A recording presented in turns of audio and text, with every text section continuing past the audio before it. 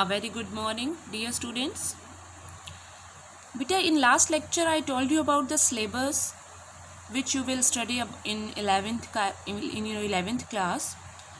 So we talked about 5 units. Your first unit is diversity in living world. So in today's lecture we will study about the first chapter of this unit, that is the living world. In this chapter you will study characteristics of living world, how the living organism they are differ from the non-living beings.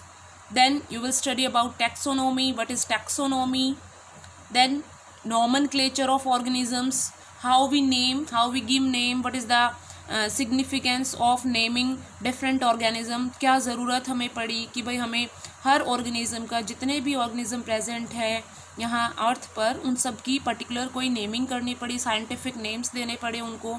Then you will study about their classification, on which basis they are divided into different categories. Then you will study about taxonomic categories, their categories and species concept, when you will call an organism a species. तो ये कुछ चीज़ें हैं, ये कुछ सब topics हैं that you will study in first chapter, that is living world. Fine. In last you will study about some aids, some helpful keys which help you to कुछ ऐसी आप कीज़ के बारे में पढ़ेंगे, कुछ ऐसी एड्स के बारे में पढ़ेंगे जो आपको हेल्प करते हैं डिफरेंट ऑर्गेनिजम्स के क्लासिफिकेशन, नॉमेनक्लेचर के बारे में जानने के लिए. तो ये कुछ टॉपिक्स हैं बच्चों जो आप आज इस फर्स्ट चैप्टर में लिविंग वर्ल्ड में पढ़ने वाले हैं. So starting from first I want to ask you, सबसे पहले मैं आपसे पूछना चाहती हूँ बच्चों, आपने 11th में मेडिकल स्ट्रीम ली है, आपका सब्जेक्ट है बायोलॉजी. क्या आप बता सकते हैं what do mean by biology? Biology के बारे में आप क्या जानते हैं?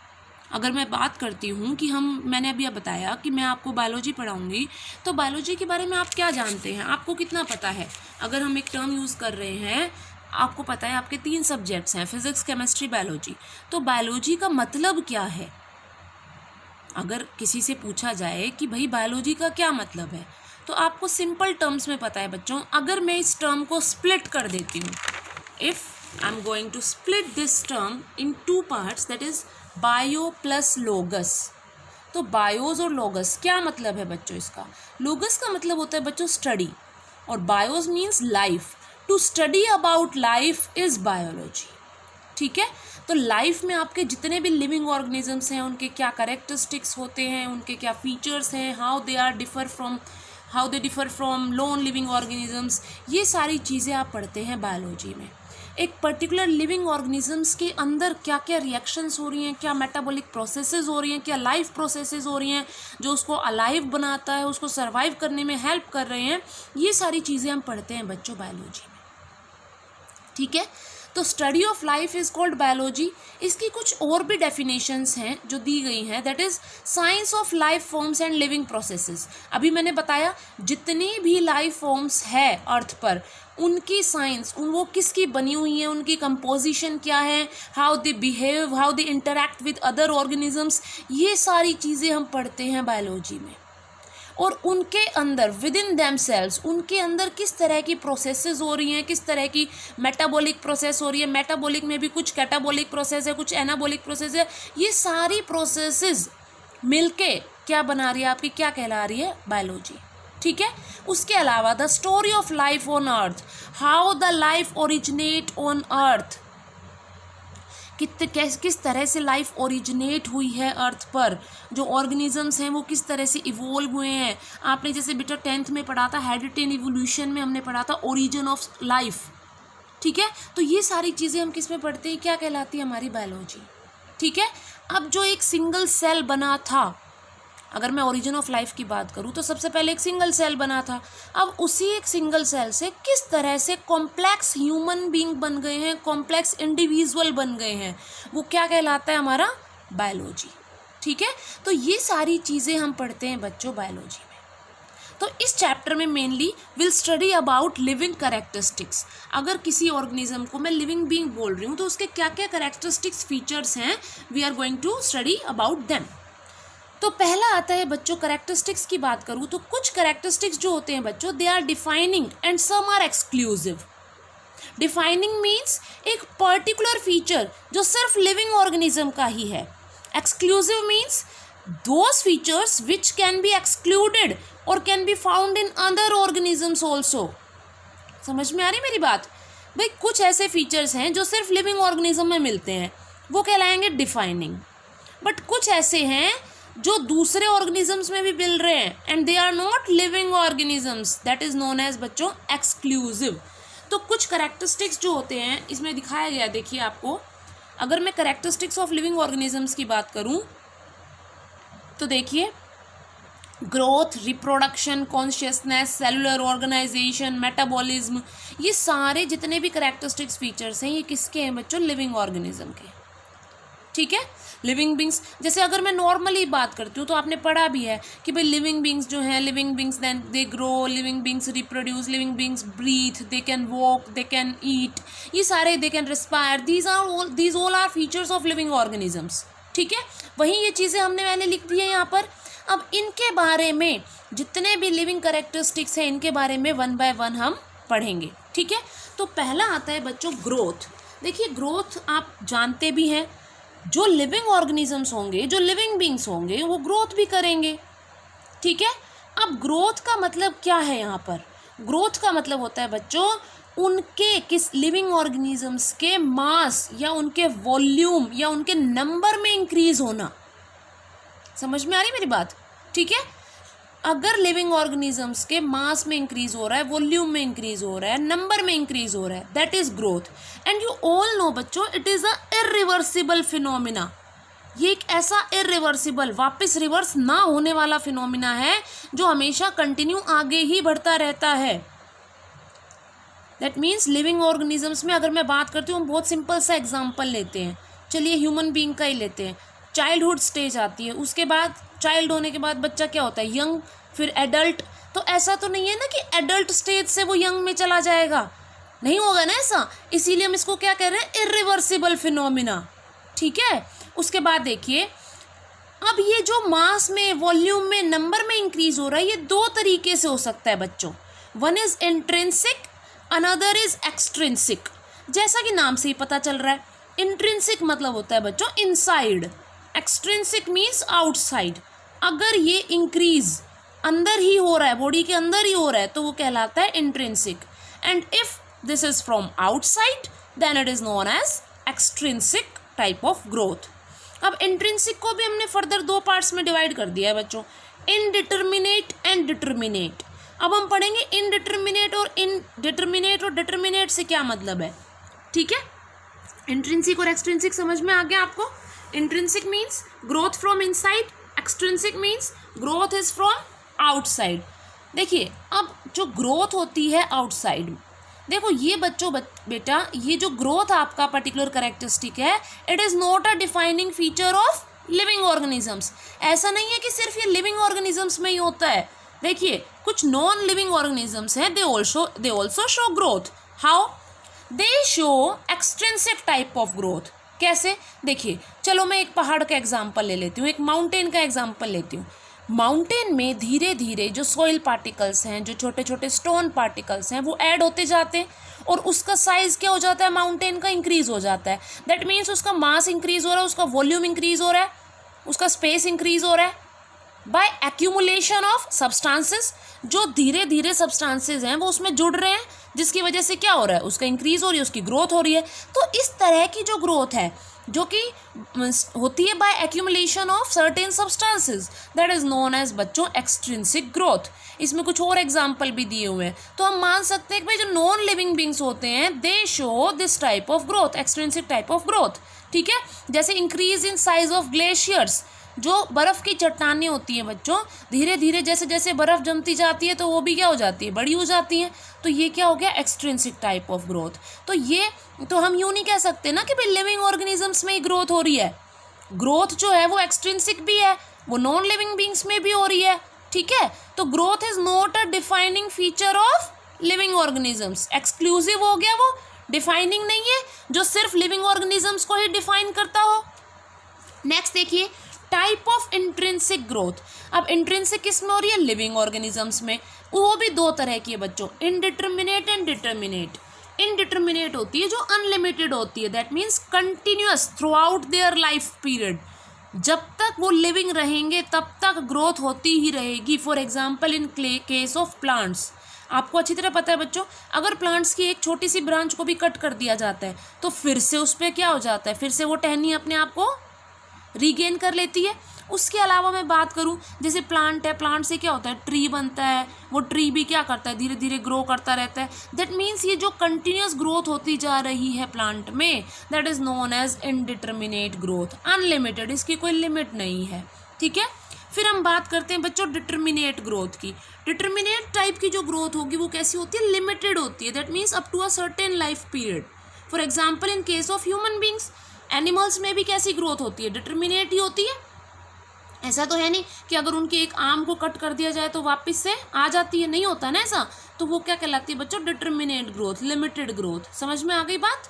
ठीक है, तो हम कह सकते हैं कि भाई जो ग्रोथ वाला फीचर है, दोनों ही लिविंग और नॉन लिविंग जो है organisms, they show growth and therefore growth is not a definitive property of the living organism. Growth एक डिफाइनिंग प्रॉपर्टी नहीं है, किसकी, लिविंग बींग्स की। ठीक है, नेक्स्ट हम बढ़ते हैं सेकेंड कैरेक्टरिस्टिक जो है लिविंग का, दैट इज रिप्रोडक्शन। चलिए रिप्रोडक्शन की बात करते हैं। रिप्रोडक्शन का क्या मतलब होता है बच्चों, प्रोडक्शन ऑफ न्यू इंडिविजुअल और प्रोजेनी इज कॉल्ड रिप्रोडक्शन। री means again, production means synthesis, वापस से फॉर्मेशन होना, वापस से बनना, प्रोडक्शन होना नए इंडिविजुअल का पुराने से, that is known as reproduction. ठीक है, तो अगर मैं यूनिसेलुलर ऑर्गेनिजम्स की बात करूं, जैसे कि एल्गी है, बैक्टीरिया है, ये क्या करते हैं, ये भी रिप्रोडक्शन शो करते हैं बच्चों, करते हैं कि नहीं करते भाई। जो यूनिसेलुलर ऑर्गेनिजम्स हैं, जैसे आपका क्या हो गया, बैक्टीरिया हो गया, एल्गी हो गया, अमीबा हो गया, इसमें क्या होता है, इसमें भी क्या होता है बच्चों, लिविंग ऑर्गेनिजम्स हैं ये क्या शो करते हैं, रिप्रोडक्शन शो कर रहे हैं। हाउ दे रिप्रोड्यूस, अगर ये तो अपना नंबर ही इंक्रीज कर रहे हैं ना बच्चों, तो itself it is a method of reproduction. हम कह सकते हैं कि यूनिसेलुलर ऑर्गेनिज्म के केस में अगर वो सिर्फ अपना नंबर इंक्रीज कर रहे हैं डिवाइड करके, तो वो प्रोसेस क्या हो गई, उनकी रिप्रोडक्शन हो गई। ठीक है, तो मैं कह सकती हूँ कि growth and reproduction are mutually not exclusive events. इनके केस में अगर मैं रिप्रोडक्शन की बात कर रही हूँ बच्चों, और ग्रोथ जो है, they are not exclusive events, क्योंकि रिप्रोडक्शन तो कैसी प्रॉपर्टी हो गई, लिविंग बीइंग। अगर मैं देखिए जो ग्रोथ और रिप्रोडक्शन, ग्रोथ को अभी हम पढ़ रहे थे कि ग्रोथ कैसी है, डिफाइनिंग प्रॉपर्टी नहीं है। रिप्रोडक्शन जो है, यहाँ तो डिफाइनिंग प्रॉपर्टी हो गई, इसलिए ये दोनों एक्सक्लूसिव इवेंट नहीं है। ग्रोथ हो गया कैसा, एक्सक्लूसिव इवेंट, दैट मीन्स ये दूसरे में भी पाई जाती है, नॉन लिविंग में भी। लेकिन रिप्रोडक्शन तो सिर्फ लिविंग ऑर्गेनिजम्स में ही मिलेगी। तो हम कह सकते हैं क्या कि भाई जो रिप्रोड्यूस करे वो लिविंग ऑर्गेनिज्म है कि नहीं, क्योंकि non living organisms they never reproduce. ठीक है, लेकिन कुछ एक्सेप्शंस भी है बच्चों। ये ज़रूरी नहीं कि each and every living organism will reproduce. ठीक है, ये जरूरी नहीं है कि हर लिविंग ऑर्गेनिज्म रिप्रोडक्शन शो करता है। कैसे, देखिए example, for example the organisms which are sterile. ठीक है, फॉर अगर मैं बात करूं कि जो ह्यूमन बींग्स हैं, जो ह्यूमन बींग, मान लीजिए एक कपल है, मेल और फीमेल है, they are not able to conceive, उनके बच्चे नहीं हो रहे हैं। ठीक है, तो that means they are not able to reproduce, reproduction show नहीं कर पा रहे हैं वो, तो क्या वो नॉन लिविंग बींग हो गए, नहीं है, तो वो लिविंग ऑर्गेनिज्म ही। तो हम कह सकते हैं कि reproduction is also not a defining property of living organisms. जरूरी नहीं कि हर लिविंग ऑर्गेनिज्म रिप्रोड्यूस करेगा।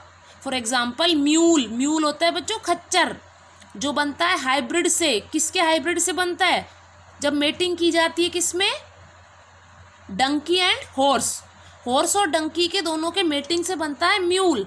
लेकिन म्यूल जो है बच्चों, it is not able to reproduce, sterile है, ये रिप्रोडक्शन शो नहीं कर सकता।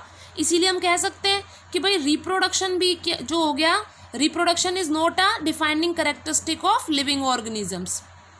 उसके अलावा वर्कर बीज, देखिए जो हनी बी होती है, मधुमक्खी का जो छत्ता होता है, उसमें 3 कैटेगरीज होती हैं, वर्कर्स, एक क्वीन होती है आपके और एक ड्रोन होते हैं। तो जो वर्कर बी होते हैं ना वो भी स्टेराइल होती है, ये फीमेल होती है, ये अंडे नहीं दे सकती, ठीक है। तो इसके बारे में हम आगे पढ़ेंगे।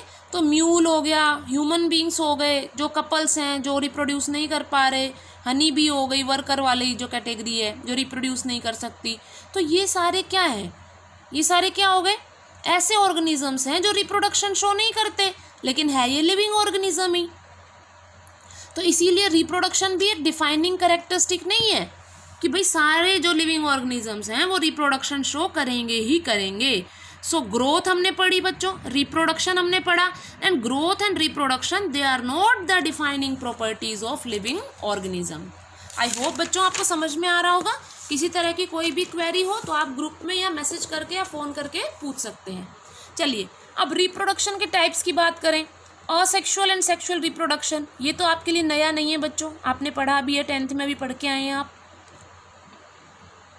एसेक्सुअल के क्या होता है, एक सेक्सुअल का फीचर, गैमीट्स का फ्यूजन नहीं होता, मियोसिस नहीं होती क्योंकि गैमीट्स बनते ही नहीं है।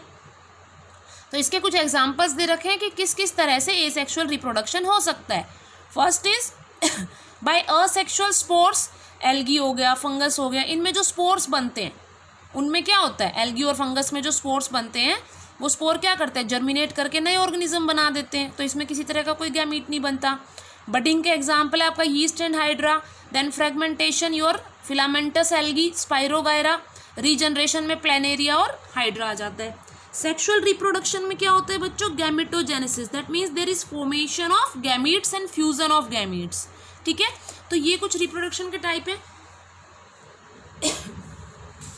नेक्स्ट फीचर आता है बच्चों आपका मेटाबॉलिज्म, ठीक है। हमने ग्रोथ पढ़ा, reproduction, third is metabolism. Metabolism क्या है, देखिए बच्चों आपकी बॉडी में जितने भी लिविंग ऑर्गेनिज्म की बॉडी में केमिकल रिएक्शंस हो रही हैं, ठीक है, एक कॉम्प्लेक्स सब्सटेंस टूट जाता है अपने सिंपल पार्टिकल्स में, या कुछ सिंपल पार्टिकल्स मिलके कॉम्प्लेक्स सब्सटेंस बनाते हैं, ये सारी क्या कहलाती हैं बच्चों, आपकी मेटाबॉलिक रिएक्शंस, ठीक है। फिर चाहे वो लिविंग ऑर्गेनिज्म हो, फिर चाहे वो यूनिसेलुलर ऑर्गेनिज्म हो या मल्टी सेलुलर हो, सभी में मेटाबॉलिक एक्टिविटीज़ होती ही है। But in case of non living objects, non living organism में मेटाबॉलिक प्रोसेस नहीं होती। इसीलिए हम कह सकते हैं that metabolism is a defining property of only living organisms, ठीक है। तो लिविंग ऑर्गेनिज्म ही है जो इस मेटाबॉलिज्म को शो करते हैं, इसलिए मेटाबॉलिज्म जो है it is a defining property of living organisms. चलिए आगे बढ़ते हैं। Next is your cellular organization. भाई सेलुलर ऑर्गेनाइजेशन, जितने भी लिविंग ऑर्गेनिजम्स हैं they are made up of cell, cell के बने हुए हैं बच्चों। वो एक सिंगल सेल जो है वो कंबाइन करके क्या बनाता है, टिश्यू बनाता है, और फिर टिश्यू कंबाइन करके क्या बनाता है बच्चों, ऑर्गन बनाता है, ठीक है।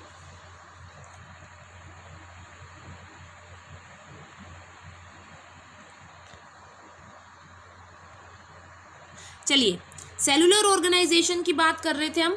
अगर मैं सेलुलर ऑर्गेनाइजेशन की बात करती हूँ तो एक सिंगल सेल जो है वो मिलके हमारा क्या बना रहा है, टिश्यू बनाता है, और सेल से टिश्यू से क्या बनता है, ऑर्गन बनता है।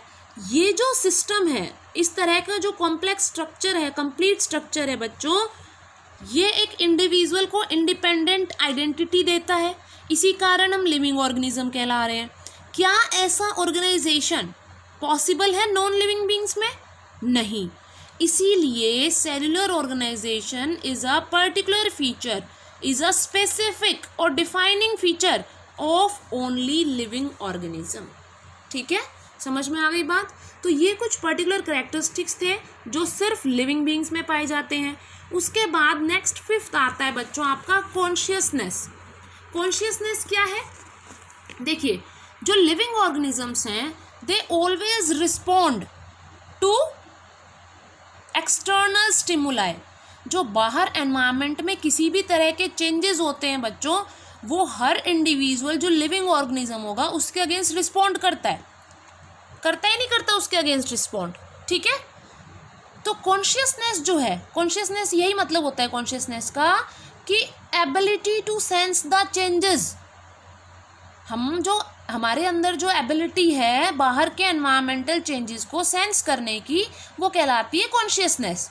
ठीक है, तो मैं कह सकती हूँ it is only present in case of living organisms. सिर्फ लिविंग ऑर्गेनिज्म ही बच्चों, जो बाहर जो फिजिकल किसी तरह का फिजिकल चेंज हो रहा है, सपोज कीजिए आपकी आइज़ जो है वो देख रही है कि अगर मान लो एक आगे से एकदम से कोई गाड़ी तेज़ी से आ रही है तो आप रुक जाते हैं एकदम, तो ये किस तरह का चेंज है? Physical change. तो आप उसके लिए क्या कर रहे हैं? रिस्पॉन्ड कर रहे हैं। ठीक है, केमिकल चेंज।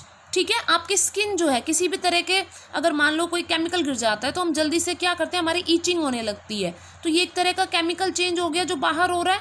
ठीक है, और बायोलॉजिकल स्टिमुलाई मीन्स अगर टेम्परेचर जो है वो इंक्रीज हो रहा है, कम हो रहा है, ज़्यादा हो रहा है, तो ये सारे चेंजेस जो हैं, ठीक है, फिजिकल चेंज हो गया ये सारे चेंजेस जो है हम अपने क्या करते हैं, हमारे जो सेंस ऑर्गन है 5, आइज, ईयर, नोज, ठीक है, ये जो सेंस ऑर्गन है इनके थ्रू क्या करते हैं, सेंस कर लेते हैं, उसको हमें पता चल जाता है।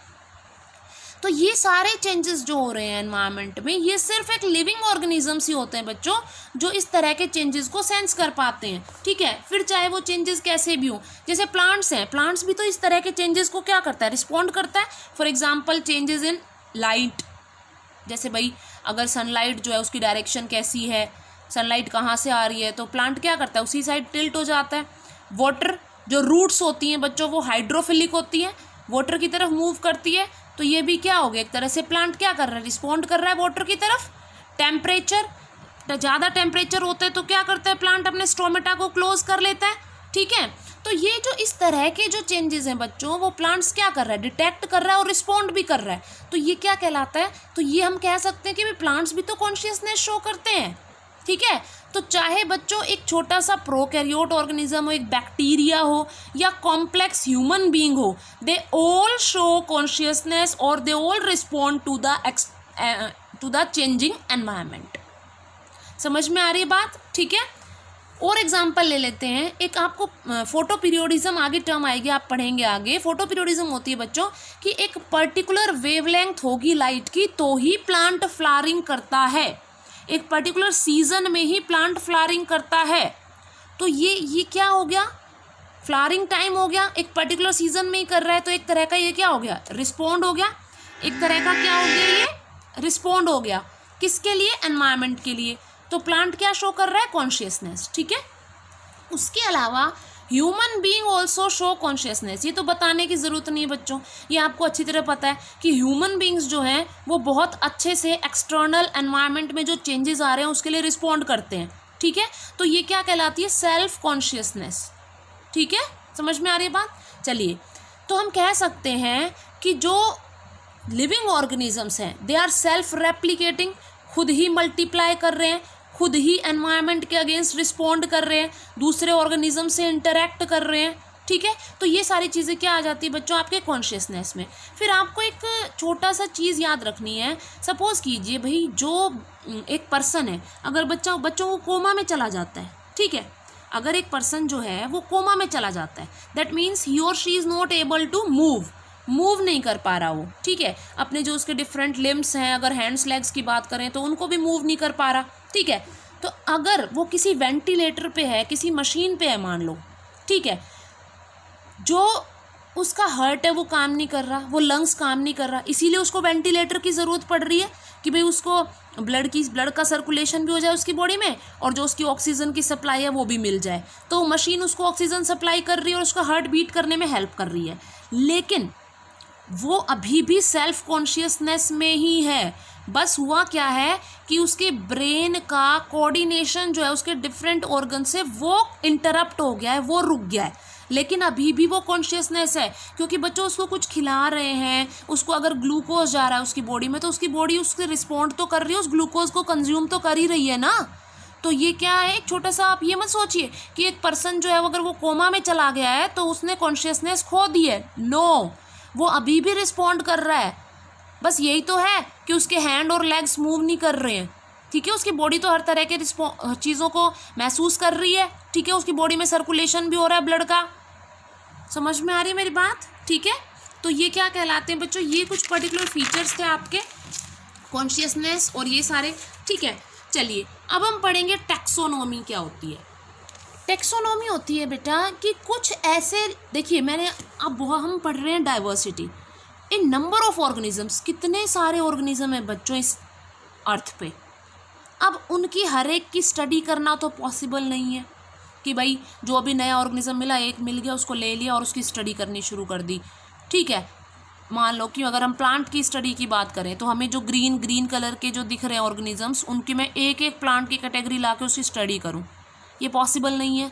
तो क्या किया गया कि जितने भी ऑर्गेनिजम्स हैं उनको स्पेसिफिक कैटेगरीज में क्लासीफाई कर दिया गया, डिवाइड कर दिया गया on the basis of some similarities and डिससिमिलैरिटीज़।